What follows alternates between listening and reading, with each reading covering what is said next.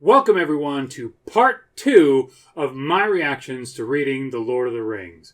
I just finished up reading chapters 4 through 7, and I was left with a question that has kind of been burning in my brain ever since. And stick around to the end of the video because I think that you guys might be able to help me with that. But first, I cannot thank you all enough for the reception that the first video got. The feedback you've been giving me, the encouragement that you've given me has been so incredible. It was by far the best performing video that I've ever come out with during the first few days. So I just want to say thank you all again, and I never will be able to express my gratitude fully. But I can tell you this. Each time I'm going to do my best to make the video even better. I'm going to try to work in all the suggestions that you've been giving me, and I'm just going to try to make it a better experience for all of you. Just a couple of housekeeping things before we jump in. I'd like to say thank you to Tom in Maine for sending me the question, which edition am I reading? I put a link in the description for you Kindle readers in case you want to pick it up as well. But I ended up going with the 50th anniversary 1-volume edition.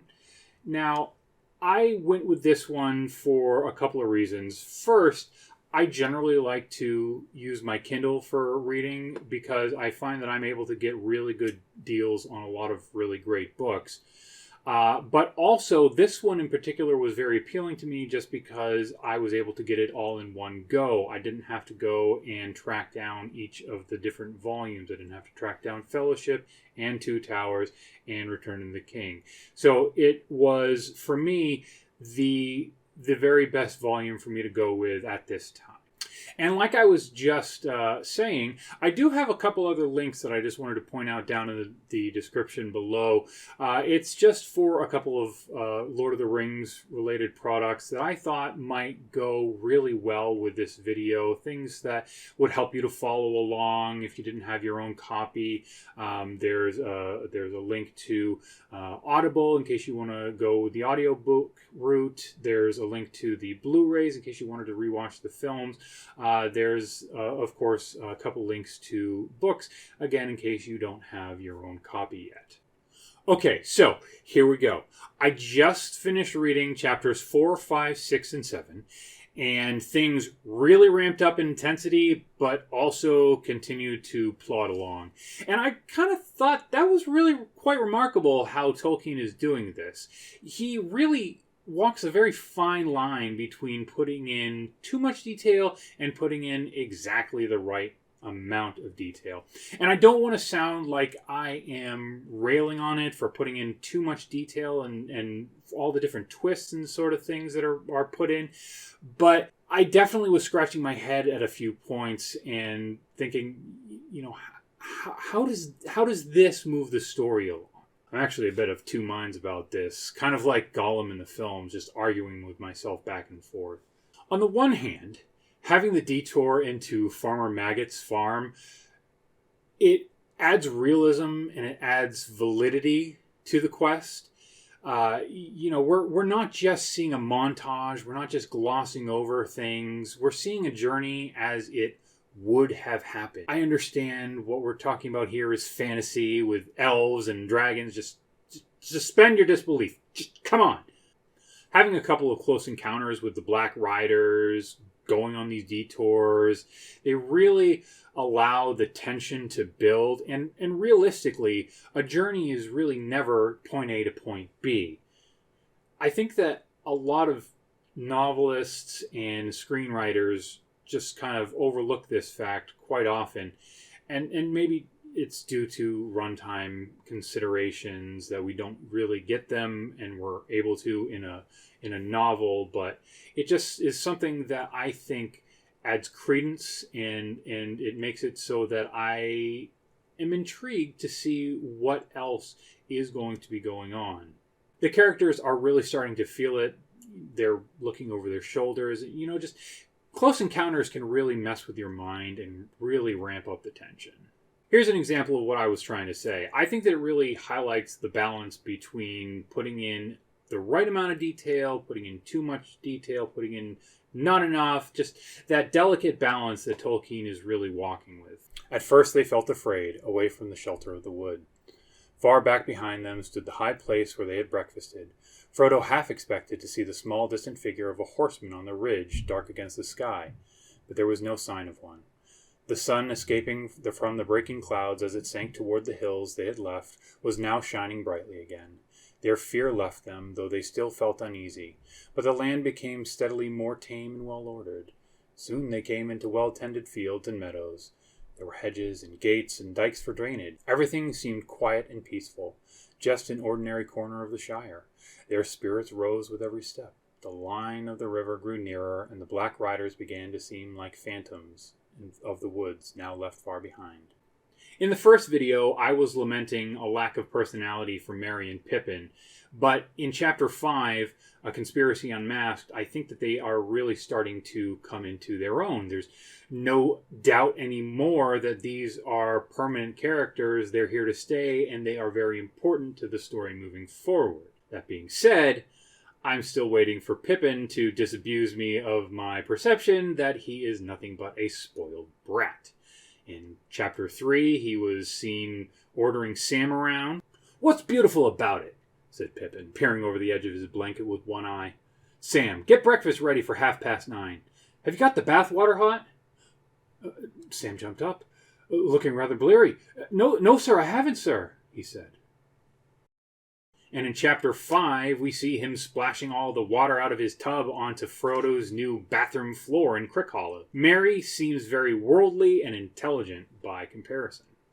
I really loved how in this version they were ahead of Frodo when he was trying to slip away. I felt that it really added a lot of depth to the characters, and it made them have a life of their own. They're no longer two-dimensional creatures who simply go along with what the protagonist says. They have their own minds, they do have their own lives, and we're able to see that they are fully fleshed out because of this. "But I must go," said Frodo. "It cannot be helped, my dear friends. It is wretched for all of us, but it is no use your trying to keep me. Since you have guessed so much, please help me, and do not hinder me." "You do not understand," said Pippin. "You must go, and therefore we must go too. Merry and I are coming with you. Sam is an excellent fellow, and would jump down the dragon's throat to save you if he did not trip over his own feet. But you will need more than one companion on your dangerous adventure." And then we get to the Old Forest, and boy was this dense. By the time they got to the house of Tom Bombadil, I was feeling exhausted. This is actually a really great example to ask that question of how much detail is appropriate.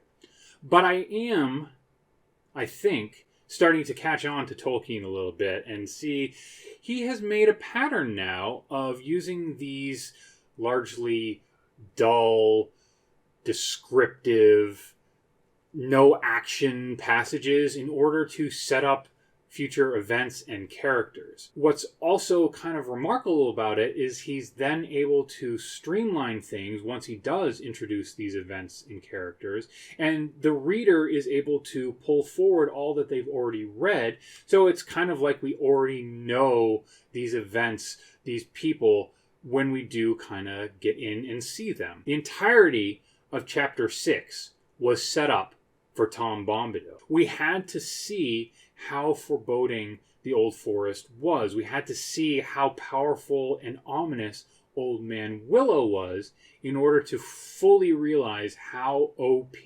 Tom Bombadil actually is. And since I'm already pushing up against the time that I wanted for this video, I'm going to leave you now with a question that I hope you'll take a look at answering in the comments. Seriously though, if you answer in the comments, it lets me know that you've gotten this far, and it tells YouTube that you like what you've been seeing. So I want to know, what exactly do you think Tom Bombadil is? We've seen that he is incredibly powerful, and he's actually able to control nature up to a point.